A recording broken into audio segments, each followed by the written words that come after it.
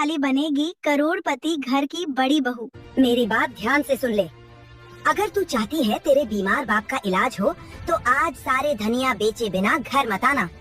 माँ मैं बहुत कोशिश करती हूँ सारे धनिये बेचने की, पर शाम तक भी सारे धनिये नहीं बिकते हैं और फिर उसके बाद तो बाजार ही बंद हो जाता है। माँ झूठ बोलती है, ग्राहक नहीं आते हैं। ये ग्राहकों से बात करने लगती है, इसलिए दूसरे ग्राहक चले जाते हैं। हाँ माँ, एक दिन तो मैंने देखा ये ठेले पर थी ही नहीं, ठेला छोड़कर न जाने कहाँ चली गई थी। क्यों रे मनहूस, कहाँ चली गई थी ठेला छोड़कर? अगर ठेले पर से कोई धनिया चुरा लेता तो उसकी भरपाई तेरी मरी हुई माँ करने आती।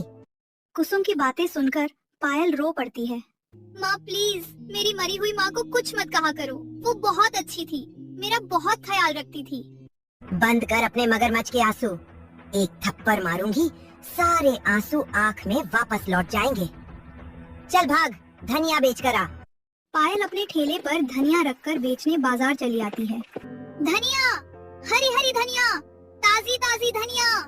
इतनी देर से बाजार में खड़ी हूँ, अभी तक कोई ग्राहक क्यों नहीं आया? बोनी तक नहीं हुई है।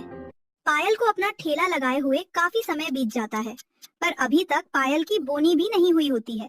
तभी पायल के ठेले पर एक ग्राहक आता है। अरे बहन, धनिया कितने के दिए?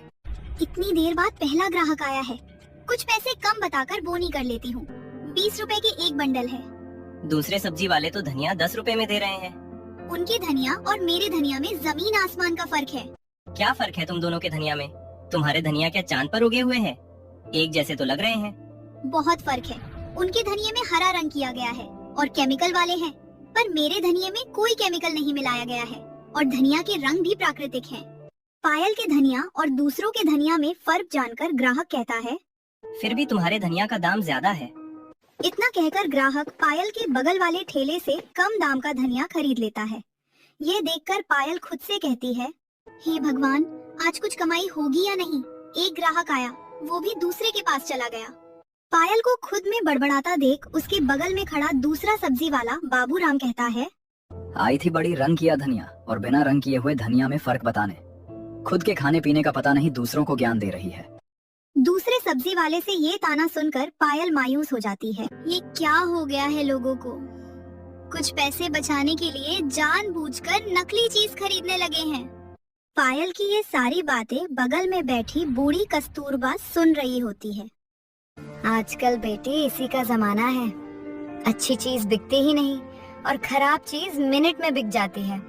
जैसे तेरी घर में उगी हुई धनिया किसी को पसंद नहीं आ रही है,